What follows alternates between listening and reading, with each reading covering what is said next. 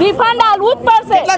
કેટલા ઘર છે 40 ઘરો છે, 40 ઘરોની એસી ફ્રીજ બધું મોટરની બધું જતું રહ્યું છે। મીના પાર્ક ભાગ 2 માં બધું ખર્ચો આલવો પડશે। ખુલાસો જોઈએ આ વસ્તુનો અમારે। બોલો અમારા ઘરમાં એસી માં ભડકો થયો, બોરિંગ ની અંદર બી ભડકો થયો, મેન સીજો બધી બારી ગઈ અને ફ્રીજ પણ મારું 1,20,000 નું ફ્રીજ અત્યારે બારીને સાફ થઈ ગયું, એની ભરપાઈ કરશે કોણ? અમે કઈ રૂપિયા વાળા નહીં કે 2 નંબરના રૂપિયા આવતા નહીં અમારે। અમે મહેનત કરીને લાવીએ છે, એટલે તમે ખાલી વિનંતી કરો કે અમને અમારી ભરપાઈ મળે, અમને અમારી ભરપાઈ મળવી જોઈએ, બસ બીજું કશું નહીં। અમારે મારી એસી બારી તો ફીસ બારી કે એને ભરપાઈ જોઈએ, બસ બીજું કશું નહીં। રિફંડ અમારે રિફંડ જોઈએ।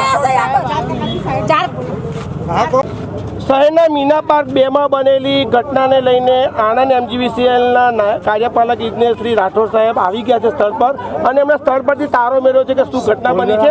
લોકોની જે મુખ્ય માંગણી છે કે ભાઈ અમને જે નુકસાન થયું છે 36 ઘરોની અંદર એસી, વોશિંગ મશીન, બોર્ડના મીટર બધી જગ્યાએ જે નુકસાન થયું છે ઉપકરણોને, એ બાબતે એમનો જે માંગણી છે એ બાબતે રાઠોડ સાહેબ શું કહેશે જાણીશું। પહેલાં રાઠોડ સાહેબ, આ લોકોની માંગણી છે કે જે નુકસાન થયું છે એની ભરપાઈ કોણ કરશે? પહેલાં આપણે ચેક કરી લઈએ છીએ કે એક્ઝેક્ટ શું તકલીફ છે અને શું રીઝન છે, અને જે ઘરની અંદર નુકસાન થયું છે એ ઘર દીઠ વાઇઝ આપણે માણસને મોકલીને આપણે ચેક કરાવીએ છીએ। એનો સર્વે કામગીરી કર્યા પછી પણ એનું જે ફંડ મળવું છે એની જે રકમ એ પણ નિયમ પ્રમાણે જે છે આપણે કરીશું। અચ્છા, કેટલા દિવસ ને કેટલો સમય લાગશે? એ નિયમ પ્રમાણે જે છે આપણે કરીશું। અચ્છા, અત્યારે આ જે જવાબદારી છે એ કોન્ટ્રાક્ટરની છે એવું સ્પષ્ટ આપણને લાગી રહ્યું છે કે ક્યાંક ને ક્યાંક એની કોન્ટ્રાક્ટ નહીં, તો એની સામે શું પગલાં લેવાશે? એકવાર લાઈન ચેક કરી લઈએ છીએ કે ભાઈ આની અંદર ફોલ્ટ છે, લાઈનમાં છે કે પછી બીજું કોઈ રીઝન છે, એ પહેલાં ચેક કરી લઈએ છીએ। પણ જે રીતની ઘટના બની છે એમાં સ્પષ્ટ છે કે ભાઈ આ જ્યારે થોંભલો શિફ્ટ કર્યો અને ફરી કનેક્ટિવિટી આપી, વાયર જોઈન કર્યા અને જે લોકોએ કર્યા એ લોકો એના માટે પ્રોપર માણસો નહોતા, એ તો તમે પણ જોયું છે। એનો કોન્ટ્રાક્ટરના માણસો છે,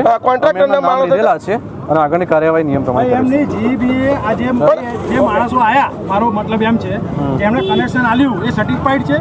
સવાલ એ છે કે આટલી ઇલેક્ટ્રિસિટીનું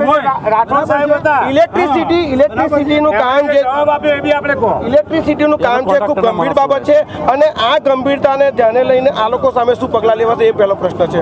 બીજી વસ્તુ કે જે MGVCL કંપની જે તે કોન્ટ્રાક્ટરને જ્યારે આપે છે ટેન્ડર, ત્યારે ટોટલી બધી ટર્મ્સ એન્ડ કન્ડિશન અંદર લખેલી હોય છે અને ટોટલી જવાબદારી કોન્ટ્રાક્ટરની। હજુ પણ સ્થળ પર કોન્ટ્રાક્ટર મુખ્ય નથી આવ્યા ને?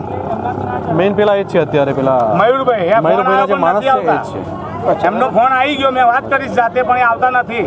સર્વેની કામગીરી ક્યાં સુધી શરૂ થશે એવું કંઈ આપણે અત્યારે સ્ટાર્ટ જ કરીએ સર્વે। અચ્છા, ઠીક, અત્યારે સ્ટાર્ટ જ કરીએ। સાહેબે ખાતરી આપી છે કે સર્વેની કામગીરી હાથ ધરશે અને જેટલું બને એટલું ચિંતા ના કરો, જે હશે નિયમ પ્રમાણે અમે કરીશું। સાજિદ માલિક, અલ્તાફ શેખ, ન્યૂઝ આણંદ।